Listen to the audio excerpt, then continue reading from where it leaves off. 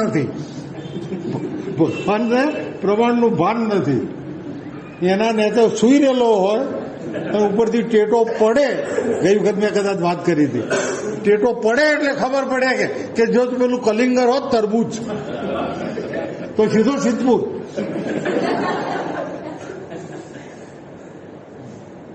એટલે આપણે ભગવાનને પણ ફરિયાદો જ કરીએ છીએ. લોકોમાં તો આપણી ફરિયાદો ચાલુ જ હોય છે, પણ ભગવાન સામે આપણી ફરિયાદો.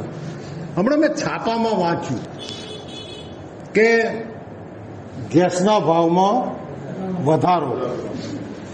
એ 3 રૂપિયાનું છાપું 4 રૂપિયામાં જ્યારે મળતું હતું ત્યારે 25% વધારો થયો હતો. અને આમાં 900ના 950 થાય તો કેટલા ટકા થાય એ ગણો. એ છાપાવાળો લખે પાછું. એટલે તું તારું સંભાળતો, તું 3 રૂપિયાના છાપાના 4 કરે છે તો 33% વધારો થયો. અને આ 950ના 1000 થયા છે તો 50 જ વધ્યા છે 950. એટલે માણસ કોઈ દિવસ પોતાની સામે નજર નહીં કરે, પેલો આવો છે, પેલો આવો છે, પેલો આવો છે. પણ આ 3 આંગળીઓ કે તો તું કેવો 3 વખત કહે છે કે તું 1 આંગળી ત્યાં કરે છે, આ 3 તો તારી સામે છે. આપણે આપણી જાતને જોવા તૈયાર નથી. તો ભગવાન કહે છે કે મને એવો ભક્ત ગમે કે એમ કે ભગવાન તારી મોકલેલી દુનિયામાં હું મજામાં છું, મને કંઈ નહીં જોઈએ. આવું ક્યાં કોઈ કહેવા વાળું છે? આપણે તો 1 રૂપિયાની લોટરીમાં લાખ રૂપિયા લેવા વાળા. પત્રમ પુષ્પમ, પુષ્પ. હાથીએ તો કદાચ કમળનું પુષ્પ ફેંક્યું છે ને ભગવાન આવી ગયા હશે. અત્યારે ખબર છે ને, કમળ પુષ્પ રાવણને એક ખૂટ્યું હતું ને પુષ્પદંતનું, તમે વાંચ્યું છે ને? એમાં એક કમળ ખૂટ્યું તો માથું કાપીને આપવા તૈયાર થઈ ગયું. કમળના બદલે માથું આપવા તૈયાર થયો. એટલે જ્યારે કોઈ સમય એવો આવે છે કે દરેક વખતે એના ઉકેલો બદલાય. આપણે એક સમય હતો કે બહેનો ભણતી નથી, અત્યારે બહેનો સારામાં સારું ભણે છે, મોટી મોટી ઓફિસો સંભાળે છે. એટલે સમય બદલાય એમ સોલ્યુશન બદલાય. પેલી ટોપીઓમાં ખબર છે ને, પેલો ટોપીઓનો વેપારી હતો, એનો છોકરો જ્યારે ટોપીઓ લઈને નીકળ્યો તો એના બાપે કીધું હતું કે મારી ટોપીઓ બધા વાંદરા લઈ ગયા હતા, એટલે મેં મારી ટોપી નાખી, એટલે વાંદરાઓએ નકલ કરી, બધી ટોપીઓ નાખી દીધી. હું ટોપીઓ લઈને ઘેર આવ્યો. આવું થાય તો આવું ધ્યાન રાખવાનું. છોકરો ગયો, છોકરાને આવું બન્યું, વાંદરાઓ ટોપીઓ લઈ ગયા, છોકરાએ ટોપી નાખી. મારા બેટા વાંદરાઓએ ટોપીઓ ના નાખી, એક જણના માથા નથી ને એ આવીને લઈ ગયો. એટલે આવું કેમ થયું? પેલા છોકરાએ વાંદરાઓને પૂછ્યું કે આવું કેમ થયું? એક વાંદરાએ કીધું તારા બાપાએ જેમ તને કીધું હતું ને અમારા બાપાએ અમને પણ કીધું હતું. જેમ સમય બદલાય એમ સોલ્યુશન બદલાય. એટલે પત્રમ પુષ્પમ ફલમ તોયમ. તો પત્રમ પુષ્પમ, પુષ્પ એટલે ફૂલ, જીવન પુષ્પ. આપણું જીવન પુષ્પ પરમાત્માને અર્પણ કરવાનું છે. આ જીવન પુષ્પ ભગવાન કહે છે કે મને જોઈએ. હવે આપણે જીવન પુષ્પ ભગવાનને આપીએ ખરા, પણ ક્યારે આપીએ ખબર છે? 70-75 થાય છોકરો કે બાપા હવે ઘણીવાર મંદિરમાં તો જઈને બેહો, પછી આપણે ભગવાનના ચરણે છે. ભગવાન હવે હું તારા ચરણે આવ્યો છું. હવે પેલા શેરડીના કોલુમાં તમે કોઈ વાર જોયું છે? 7 વખત હોઠો કાઢે અને જેટલો હોય એટલો રસ કાઢી નાખે. થોડોક રહી જતો હોય તો લીંબુ મૂકીને ખટાશથી બાકીનો કાઢી નાખે. અને પછી એ છોતરો તમને આપે, પેલો રસ કાઢી નાખેલો છોતરો, કે લ્યો દાદા તો આપણે હું ગાળો જ બોલીએ બીજું કોઈ, એટલે આમાં આવું કોઈ વ્યૂ નથી. અને તું મને આ છોતરો હાલે છે, રસ્તો બધો કાઢી નાખ્યો. ભગવાન નહીં કે 70 થયો, હવે તું હેડી શકતો નથી. અરે પેલા શેરડીના હોઠા જેવો સંપૂર્ણ રસ કાઢી નાખેલો. અને તું જોયું આપણા અહીંયા તમે જુઓ 18 કે 20 વર્ષ વાળું એક, ત્યારે જીવન પુષ્પ ભગવાન કે મને જોઈએ, મને આવું લીલું ભરેલું નાળિયેર જીવન પુષ્પ મને જોઈએ. હવે આ જીવન પુષ્પ આપણી પાસે જયારે હતું ત્યારે આપણે તો ગીતા તો હવે એક ચોપડી કહેવાય, અને એમાં તો કોઈ છે જ નહીં. આવી આપણી પરિસ્થિતિ છે.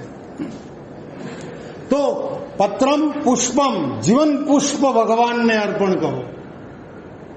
ભગવાનને જીવન પુષ્પ જોઈએ છે. જી એટલે માણસ જીવવો જોઈએ. આપણે તો શું થાય, જો રેડ પડી હોય ને દુકાનમાં બેઠા મરી ગયા. કારણ કે હમણાં બધા પ્રશ્નો પૂછશે, ચોપડા અડધા ડબલ હોય છે. ખબર છે? મને ખબર નથી, અમે વેપાર કર્યો નથી એટલે, પણ ઘણા ઘરમાં ચોપડા ડબલ હોય છે. એટલે પહેલું વાક્ય મોઢામાંથી નીકળે, મરી ગયા. અમારા નિશાળમાં છોકરાઓને અમે કહી ચાલો આજ વ્યસન તપાસવું છે, એટલે 25-30 જણા તો કે મરી ગયા. દાડામાં 10-10 વાર મરવા વાળા લોકો જીવતા ક્યારે થાય છે એ સવાલ છે. જીવન પુષ્પ, માણસ જીવવો જોઈએ. સતત માણસ તરવરાટ વાળો હોવો જોઈએ. 180 વર્ષે ભીષ્મ પિતામહ રણ મેદાનમાં અર્જુનને હંફાવે, તોય અર્જુન મર્યો નહીં. એટલે દુર્યોધન ખીજાયો, તમારું મન જ નથી અર્જુનને મારવામાં, તમે કે અર્જુનના પક્ષે જ કામ કરો છો. તો એ વખતે પછી નિરાશ થઈ ગયા છે ભીષ્મ, અને કહ્યું સારું ચાલ, આવતીકાલે રણ મેદાનમાં કાં તો ભીષ્મ નહીં કાં તો અર્જુન નહીં. ગજબ કર્યો ને.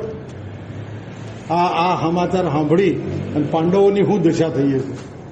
આ ડોહાન તો મારી હકા એમ છે જ નહીં, એની ઈચ્છા મૃત્યુ છે. અને આ બોલ્યો એ થાય, પાછું એ પાળે. કૃષ્ણ કદાચ ફરે, ભીષ્મ ના ફરે.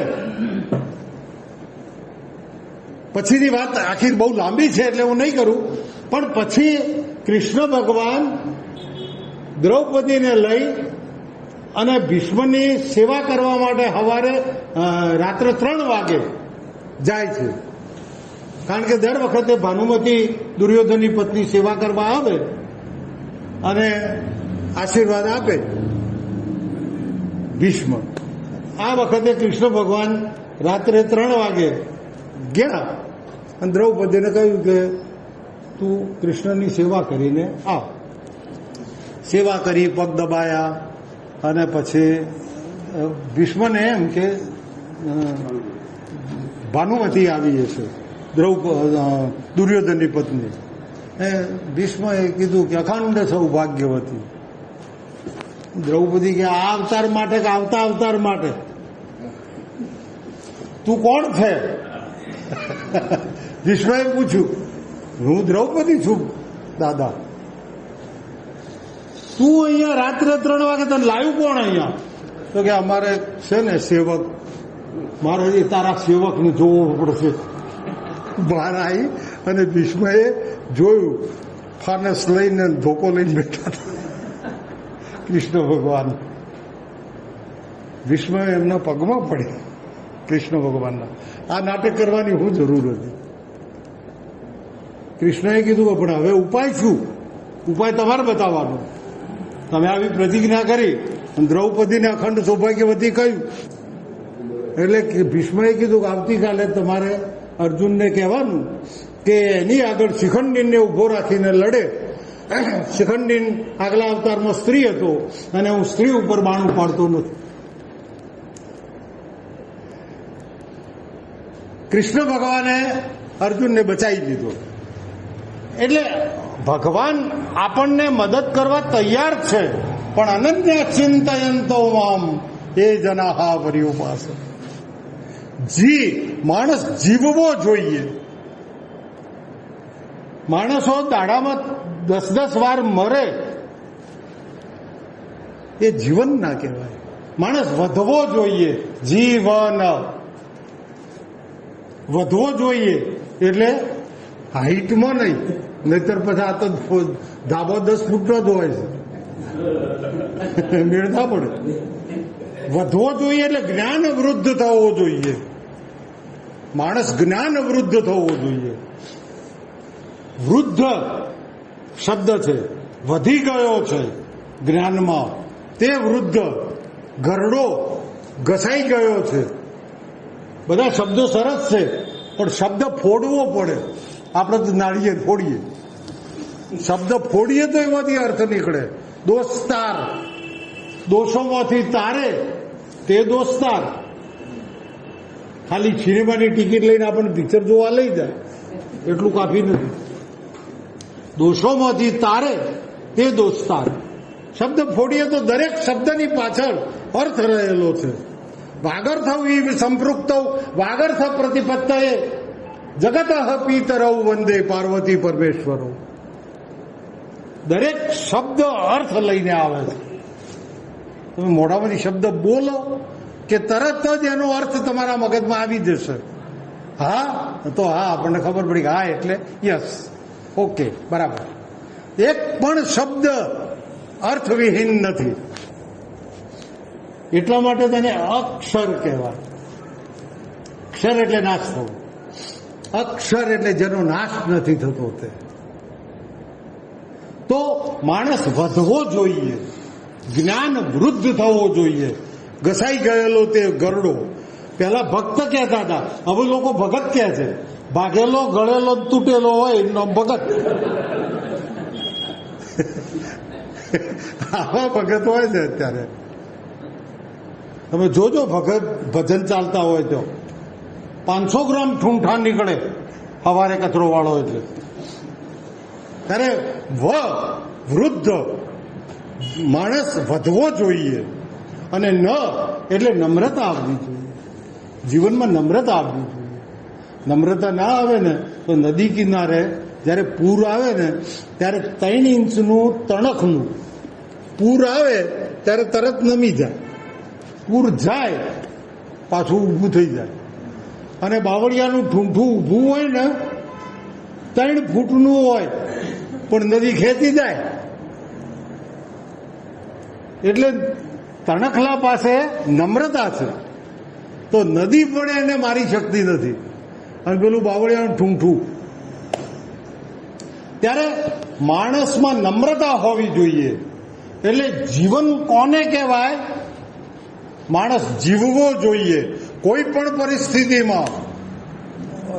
લોકો એટલા રડતા રહેલા છે, રોજ મરતા રહેલા છે કે આપણને જોઈને એમ થાય કે આ છોકરું ઘેર આવે ને પછી પપ્પાને કહે, પપ્પા આજ મારા પેપર બગડ્યું છે. તો એ પપ્પા તો કહે, હો બગડ્યું, કાલની તૈયારી કર. છોકરો બિચારો ઢીલો થઈ જાય છે.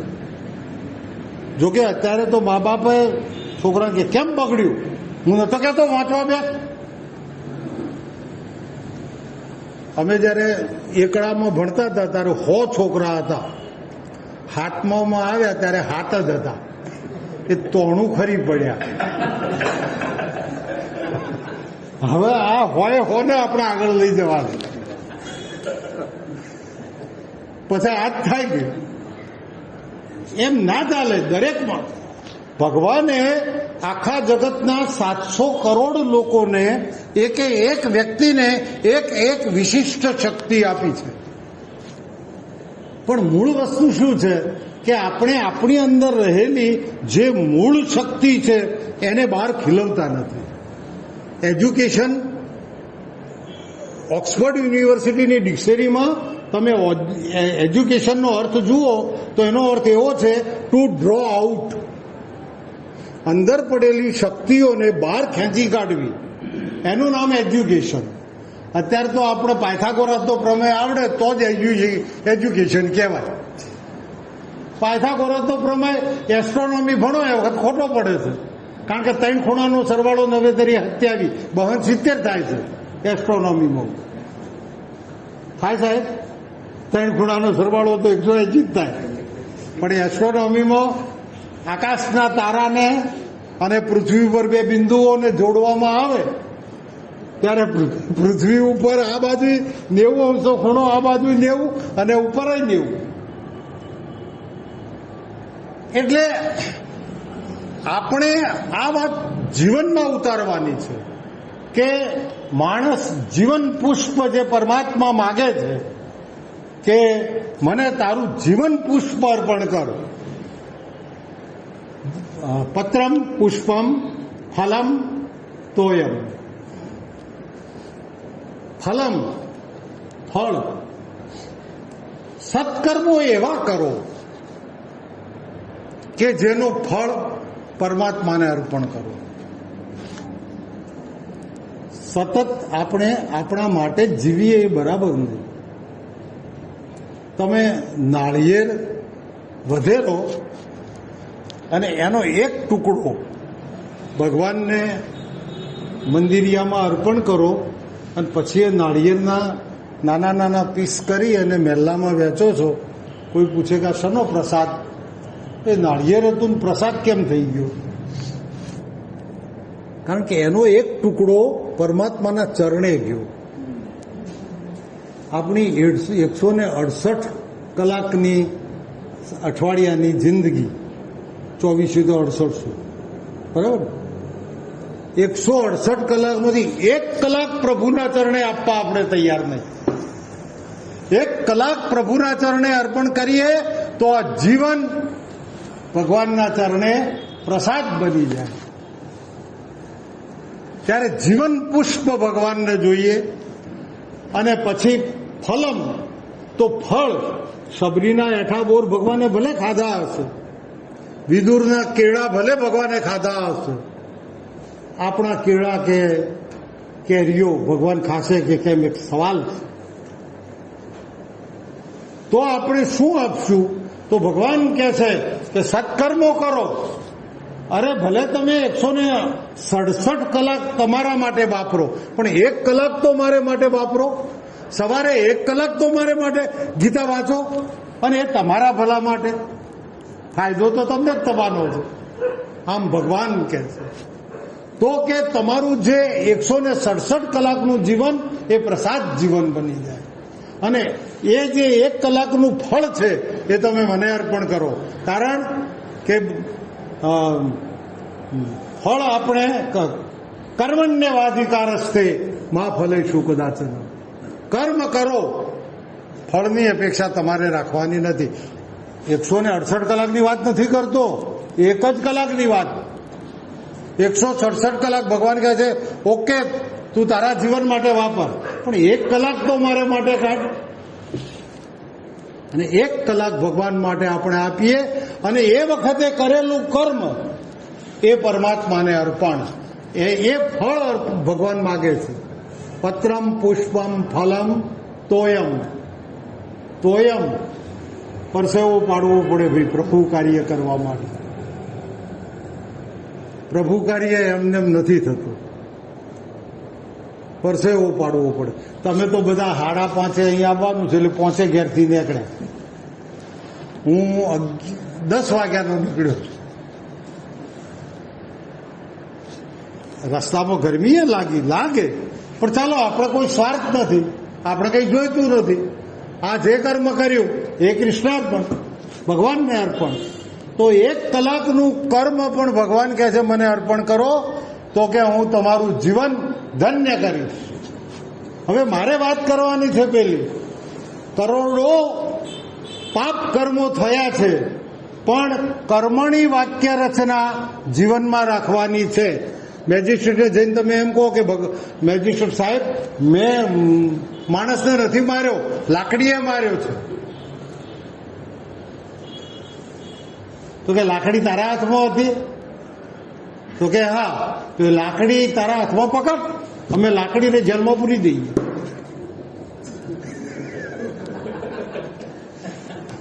લાકડી તારી છે, પકડ તારા હાથમાં, તારા હાથમાં હતી ને.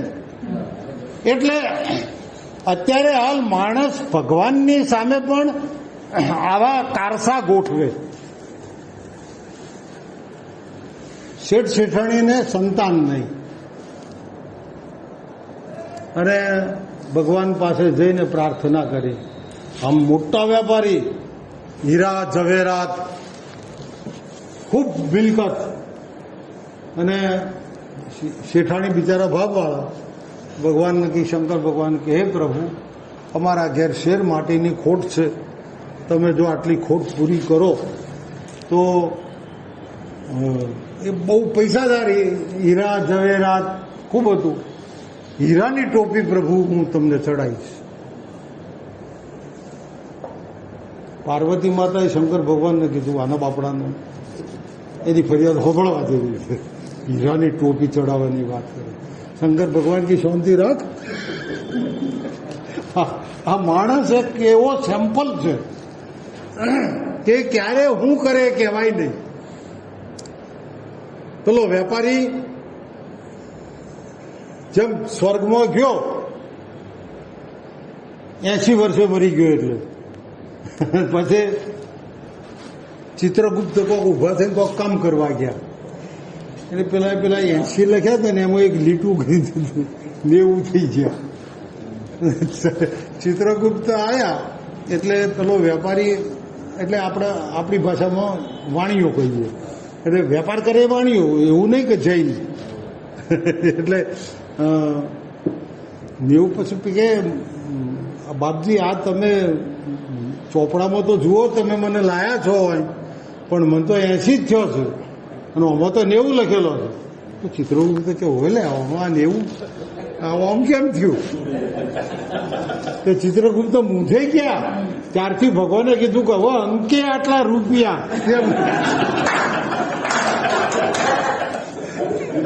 ત્યારથી આવ્યું. ચેકમાં તમે લખો ને તો હવે તો લખવું પડે. એકલા અંકોમાં લખવાય નહીં ચાલે. જો અંકે 80 વર્ષ પૂરા એમ હોત તો પેલો 90 ના કરી શકો. માણસ તો સેમ્પલ છે. પાર્વતી માતાએ કીધું, ના ના બાપડી આ ભાવવાળી છે બેન, અને આપો એને છો. ભગવાન કે સારું. શંકર ભગવાન બાપડા ભોળા, જોકે ભોળા નથી હોતા, એ ભોળાનાથ. એટલે બહુવ્રીહી સમાજ નથી, ષષ્ઠી તત્પુરુષ સમાજ છે. ભોળાઓનો નાથ, ભોળાઓનો નાથ નો ષષ્ઠી તત્પુરુષ. આપણામાંથી કેટલાકને ખબર હશે. ભોળાનાથ એટલે ભોળો છે નાથ જે તે, તો બહુવ્રીહી. અને ભોળાઓનો નાથ તો ષષ્ઠી તત્પુરુષ. ભગવાન શંકર એટલે પેલો ચોર હતો ને, એ ઘંટ ઉતારવા માટે મંદિરમાં ગયો, પણ બાપડો પોકાય નહીં. એટલે શિવલિંગ ઉપર પગ મૂકી ઘંટ ઉતારી દીધો. શિવલિંગ ફાટ્યું ને ભગવાન પ્રસન્ન થયા. માગે તે આપું. પેલો ચોર ક્યાં, હું ચોરી કરવા આવ્યો છું, તમે માગવાની વાત કરો છો કેમ? આમ શંકર ભગવાન કીધું, કોઈ દૂધ ચડાવે, કોઈ પાણી ચડાવે, તું આખો ચડ્યો. એટલે પણ ભગવાન આવો ભોળો નથી. શંકર ભગવાન પાર્વતી માતાને કહે છે કે આ માણસ એક સેમ્પલ છે, કે આ કોર્ટોમાં વકીલ શું કરવા રોકવા પડે છે? તમારે ગમે તેવો કેસ હોય અને લૂલો બનાવો તો વકીલ કરી નાખે. એટલે પેલા ભગવાને છોકરો તો આપ્યો, હવે છોકરો મોટો થવા માંડ્યો એટલે પેલી બેને શેઠને કહ્યું, આપણે પેલી બાધા માની છે તે હેડો કરી આવ્યો. શેઠને થાય હાડું ભગવાન ટોપી એ પહેરતા નથી, અને પાછી હીરાની ટોપી. એટલે શેઠને અંદર મૂંઝવણ થાય. હીરાની ટોપી જેમ તેમ બને, કેટલા હીરા ચોડે તાર ટોપી થાય. તો પાછો છોકરો બીમાર પડે ને એટલે શેઠાણી યાદ કરે, આપણે કોક કરો ને. પછી શેઠ રોજ મૂંઝાય. એમનો જે મુનિમ હતો ને બહુ હોશિયાર, મુનિમ હોશિયાર જ હોય, રાજા કરતો પ્રધાન હોશિયાર હોય. એ મુનિમ કે શેઠજી કેમ મૂંઝાઓ છો, શું છે પ્રશ્ન, શું છે કોને? તો કે અમારા આવું બન્યું છે, બધી વિગતવાર વાત કરી. શેઠાણી આવી માનતા માની છે અને આ મારું બેટું, અને મંદિરમાં તો ભગવાન તો પહેરતા નહીં, આપણે પ્રસાદ ધરાઈએ છીએ પણ તો પહેરે, ભગવાન ખાય છે અને ખાતો હોય તો આપણે ધરાઈએ નહીં. જે દાળ ભગવાન ખાતો થશે એ દાળ ભગવાનને પ્રસાદ મળતો બંધ થશે. એટલે મુનિમે પછી કીધું શેઠને, સારું કે પછી મુનિમે બધી રીત શીખવાડી, કારણ કે મુનિમ વકીલ જેવો જ હોય, એ રીત શીખવાડી. બજારમાં જઈને 1 મીટર કાપડ લઈ આવ્યા, ટોપી સીવડાવી અને પછી શેઠને આપી અને શેઠને ટેકનિક બતાવી. શેઠ તો શેઠાણીને કહ્યું કે ચાલો આજ તો આપણે ભગવાનને હીરાની ટોપી ચડાવવા જઈએ. ગયા મંદિરમાં જઈને ભગવાનના છોકરાને લઈ ગયા. ભગવાને કે હે પ્રભુ, આજથી આ છોકરાનું નામ પાડ્યું હીરો, અને આ હીરાની ટોપી તને અર્પણ. પાર્વતી માતાને શંકર ભગવાને કહ્યું લે આ હીરાની ટોપી આવી. માણસ એટલે એને ગમે એટલું તમે આપો, ભગવાન આપે તોય સંતોષ નહીં. એક ગરીબ માણસ એક ઝવેરીના ત્યાં નોકરી કરે અને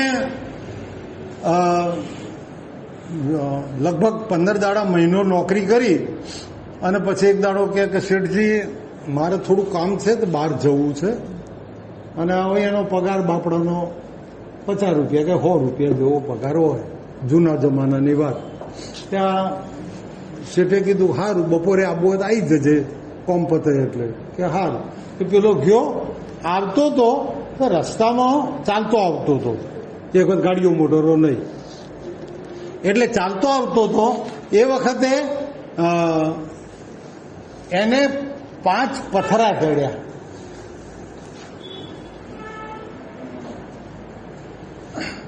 5 પથરા ચડ્યા. હવે એને તો એ પથરા બેબીને કુકા રમવા ચાલશે એમ અમથીને લઈને ગજવામાં મૂક્યા અને ચાલતો હતો. એવો પાછળ એક કૂતરું આવ્યું અને ભસવા લાગ્યું. ભસતું હતું ત્યાં સુધી બરાબર, પણ નજીક આવ્યું એટલે પેલા થયું કે હવે આ કરડ છે, એટલે એક પથરો માર્યો. એ કૂતરાને વાગ્યો નહીં અને થોડા આગળ ગયા, પાછું કૂતરું પાછળ આવ્યું એટલે પાછો બીજો પથરો માર્યો. આમ કરતો કરતો ચોથો પથરો કૂતરાને વાગ્યો. કૂતરાને તો સરહદ પૂરી થાય એટલે વળી જ જવું પડે. કૂતરાઓની સરહદ નક્કી કરેલી હોય, એક મહેલામાંથી બીજા મહેલામાં ના જઈ શકે. નહીતર સાહેબ આ લોકો રોજ કાશીની યાત્રા કરવા જઈ શકે, કારણ કે ઇવન સુટકેસ તો ભરવાની ના હોય. હે આ ગામથી બીજા ગામ ચાટ તૈયાર હોય, ખરું કે નહીં? એટલે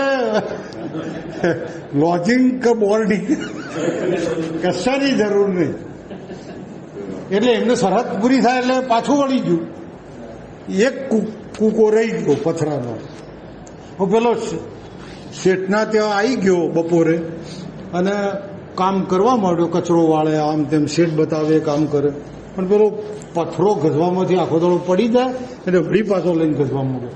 પછી કંટાળ્યો એટલે પથરો લઈને શેઠના ટેબલ ઉપર મૂક્યો. જતી વખત હોજે ઘેર લઈ જઈશું. શેઠે જોયું કે વસ્તુ સારી છે, તે આમ જોયું શેઠે કિંમત સારી આવે એવી છે. પેલાને બોલાયો,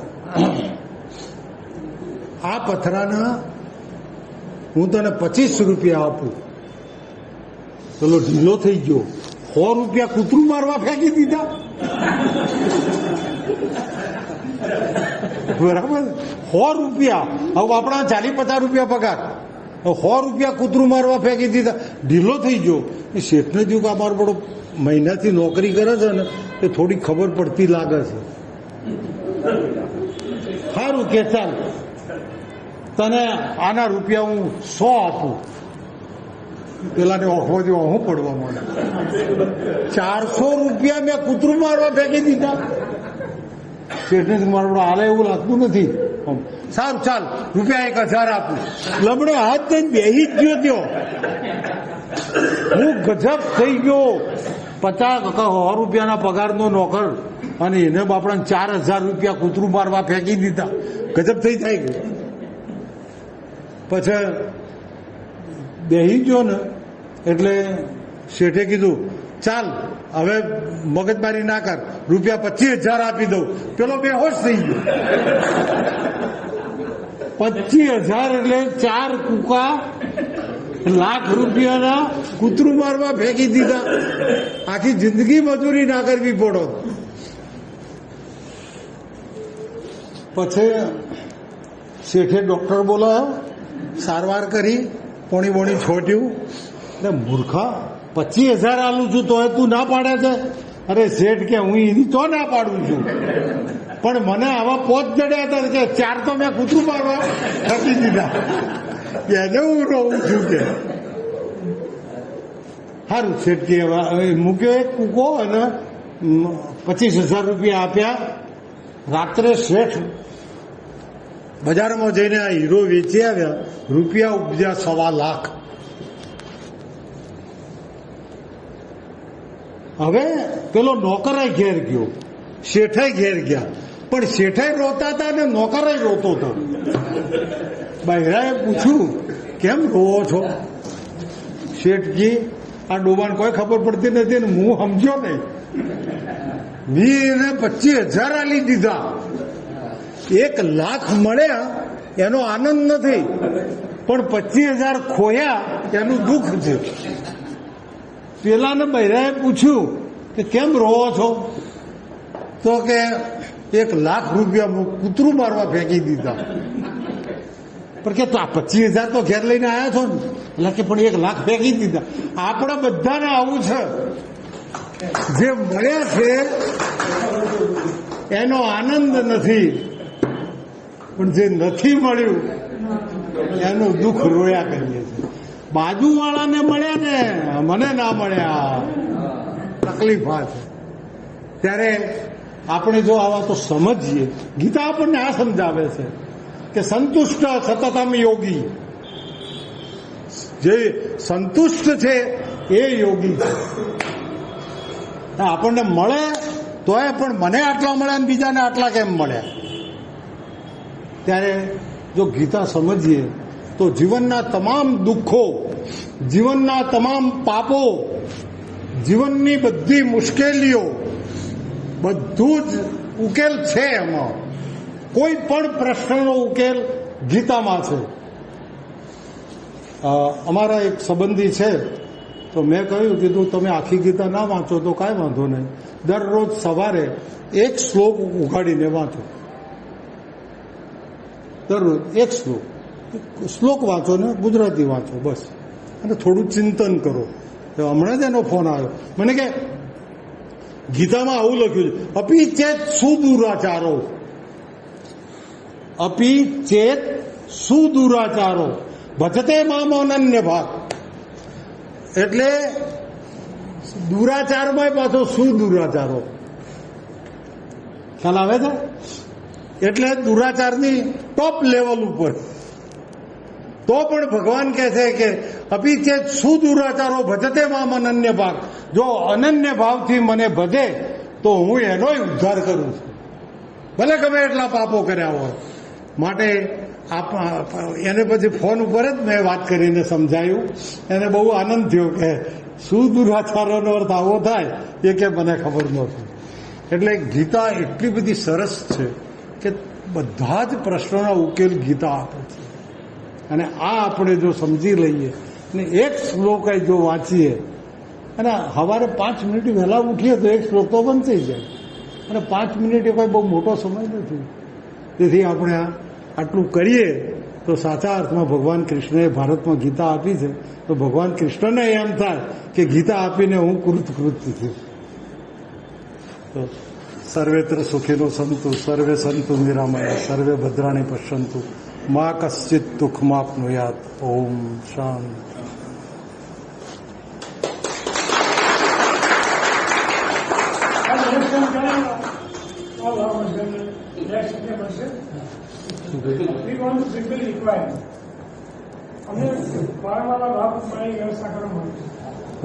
એમને કાયમ આ લાભ મળે એની વ્યવસ્થા જોઈએ.